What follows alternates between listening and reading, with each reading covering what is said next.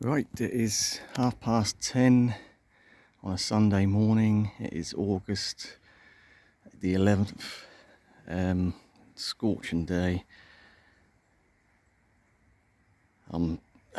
We've had literally no rain for about a month, so it is things, even though we've got the temperatures, without the moisture, without that rainfall, it's hard to keep things hydrated.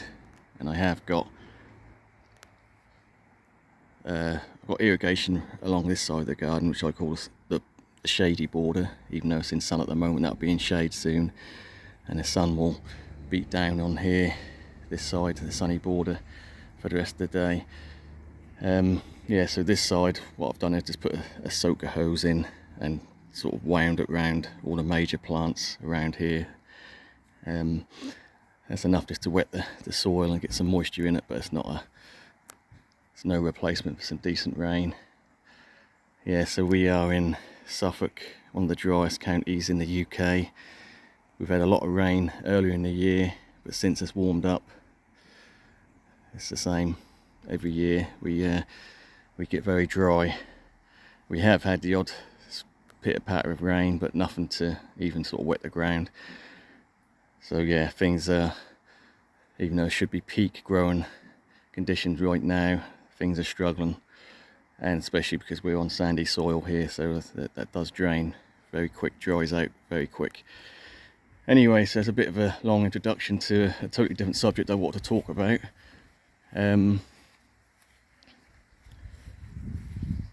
So a week or so ago, I brought a lot of tropical plants out. I mean, true tropical sort of house plants, and put in this corner. And again, it is fairly early in the morning, so the sun hasn't come around, but this does get full sun for a good 3 or 4 hours in sort of dappled sun for the rest of the time. And I just assumed that we were going to get severely sunburnt leaves. But a week on, with many days of full sun and no sign of any damage whatsoever. So my question is, this is nothing scientific, but my theory, or this is a theory of mine, but also a question if anyone knows. So these plants were all kept in the hothouse, you know, to grow them onto a reasonable size to get them out in the garden, under an irrigation system or misting system, very hard water. So we get a build-up deposit on the leaves, that hard water, and you can see sort of a whitey residue on the leaves. So the question is that a suntan lotion, if you like, for plants? Because it's the only thing I can put it down to why these leaves haven't burnt up to a crisp. Because normally, if you've got something, you know, in a greenhouse or under a filtered light and you bring them straight out to full sun, they're going to crisp up, especially in their full sun days like we're getting, and you know, the hottest point of the year really. And I expected them all to shrivel up and get severely burnt, and I've not seen any damage whatsoever. So again, the only thing I can put it down to is this build up on the leaves of that hard water, which will, now coming outside, we can see where it's started to break down in patches and come off. But you know, maybe someone out there knows whether that could be the reason why. Could be a natural, easy suntan lotion for plants to stop them getting frizzled up. It certainly surprised me, because like I say, I expected a lot of damage on a lot of these plants, and yet even the Musa Florida with the variegation in it, even that's not burnt up. So yeah, the only thing I can put it down to is that hard water deposit on the leaves. So feel free, if you're an expert or you think you've got an answer to that, if you think I'm correct in saying that is going to block a bit of the sun UV rays and protect the leaves. So just throwing it out there anyway. Yeah, so in general everything's done really well.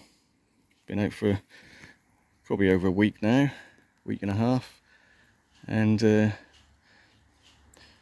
no damage at all from the sun, just the odd bit of slug damage, which I kind of expected. We can see a big hole in that leaf there. It's the Hilo Beauty, has opened up a new leaf. Yeah, so we've got a lot of the house plants out there. We've got a little dragon scale alocasia there as well. Yeah, so I think I'm very surprised and very pleased that we've got no damage, and everything seems to be growing away nicely in this corner. The bamboo, which I dug out and potted up, it started to yellow. I'm not surprised. It's, you know, been hot. I have been watering it every day, but you know, the root ball was damaged. Not even concerned about totally dies, to be fair. That's just a filler to cover the shed there, but I can always come up with something better next year. So if that totally dies off, no big issue, that'll go in the bin and that'll be that. Yeah, so obviously I've got some plans next year to put permanent plantings in this corner, but for now, yeah, this all the tropical foliage can stay. If you want a breakdown of all the plants I've got here, then you'd have to go back and watch the video I done a week and a half ago or so, which is, I think it's called A Truly Tropical Corner or something like that. Yeah, feel free to go back, watch that one, and that'll give you, I went through basically all the plants there and all the names and all the different types of alocasias. Yeah, so it's very warm. Like I say, I've been watering the tree ferns every day. They are on drip, but I've still been spraying the trunks down just to keep the humidity up around them. Yeah, really could do with some of that lovely rain, but it's not going to happen anytime soon. We're in for a proper scorcher tomorrow. Right, so I think we'll leave it there. That's just thrown out there really the question about hard water on the leaves. Is it a natural sunblock? Let me know if you know. Thanks for watching. We'll catch you on the next one.